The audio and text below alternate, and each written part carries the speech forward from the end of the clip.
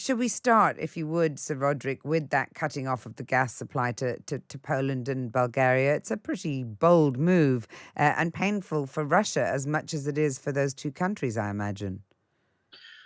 Yes, it's not at all surprising. I mean, the war is going very badly for Putin. Uh, Putin is telling the Russian people that this is a war against the West. So he's now trying to retaliate against two countries, Poland and Bulgaria, which have been a conduit for Western military supply to Ukraine. But what he's doing here, as so often with Putin, is damaging Russia's long-term interests. He's reinforcing the message that Europe cannot afford to be dependent on Russian energy, that we need to reorient the whole source of energy supply to Europe. I mean, I understand this is not your field of expertise, but how much of a blow is it likely to be for Poland and Bulgaria in terms of, the immediate impact? Much more for Bulgaria than Poland. Russia in recent years has made itself the supplier of the vast majority of energy to Bulgaria. Poland has a lot of stocks of coal and I think can survive this slightly better, but they are both going to need help from others. And the critical factor from our point of view has been that the West has been very solid up to now, Western unity, and other countries in Europe are going to need to pile in and help Poland and Bulgaria. It's absolutely critical that they do so, that we need to fill the gap. Do Russia have any justification in what Ursula von der Leyen is describing as blackmail? Do you interpret it as blackmail? And actually, do you think it's an effective tool?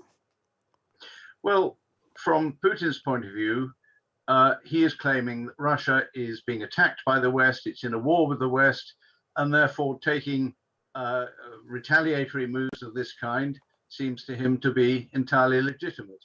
And it really, I don't think, is remotely surprising, because that's the way that he is framing this conflict. And he's desperately trying to persuade his people that Russia isn't really attacking Ukrainians, it's defending Russia against a Western attack.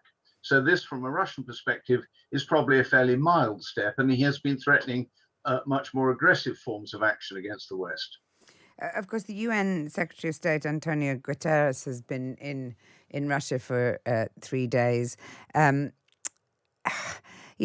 that time, Sergei Lavrov has really accused or told NATO or accused NATO of engaging in a proxy war by their members supplying weapons, and it's very much upped the rhetoric in terms of what the Russians are threatening to do. Russia yesterday threatened strikes against Western targets.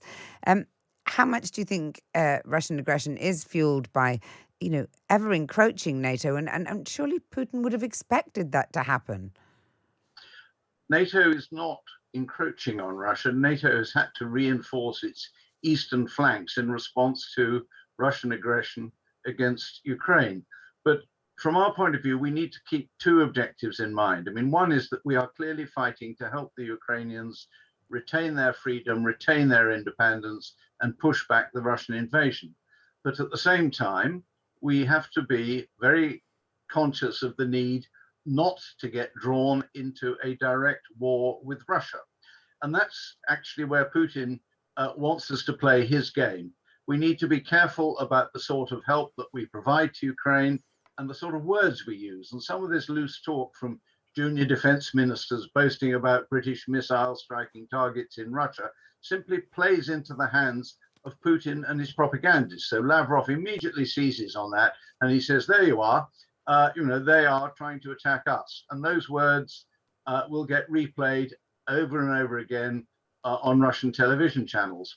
We have to be rather careful in thinking about what we do against those two strategic objectives that we have. So you're saying that the remarks by James Heappey, which were made here on Times Radio's Breakfast, may well be responsible for having incensed Sergei Lavrov into threatening these strikes against Western targets, which of course has made everyone, look again at the seriousness of how this impacts on countries that are not involved in the war directly at the moment. Well, I think that sort of loose talk does play into the hands of the Russian propaganda machine. we should not say what they want us to say. I mean, likewise, the American Defense Secretary saying the objective was to make Russia weak. Actually, we're going to have to coexist with Russia after this war has ended, just as we found a way of turning around relations with Germany after 1945. And it wasn't by destroying Germany. So we need to look for the longer term as well. And we certainly don't need to fuel the sort of paranoia that Putin and the Kremlin are trying to spread around Russia. That's why we need to think before we speak and think before we act.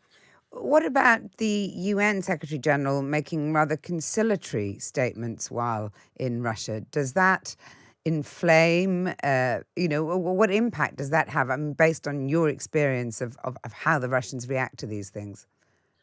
Well, I don't think it's the job of European leaders to go kowtowing to Mr. Putin, and I really don't think that President Macron has achieved anything useful by his 18 telephone conversations with Putin. But it is the job of the UN Secretary General in any conflict around the world to go and see if he can play a helpful role in making peace. And I think to have him go to Moscow and Kiev was entirely right. That's absolutely his role. He needs to be seen to be trying to do this. So I don't have any criticism of him at all. But we have to be very realistic. Putin is not going to offer a negotiated settlement on any terms that are acceptable to the Ukrainians, certainly not at this stage. And nobody should kid themselves that this is about to happen. In which case, we should talk about the conflict just before you go. Russia's ground invasion is said to be slowly making progress now after a series of military setbacks. They've got a new general at the helm, Alexander Dvornikov.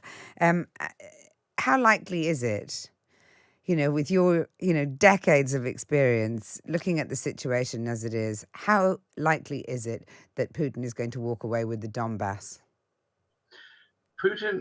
He cannot afford to be seen to back down. He has to reach a point where he can say he has achieved something through this conflict.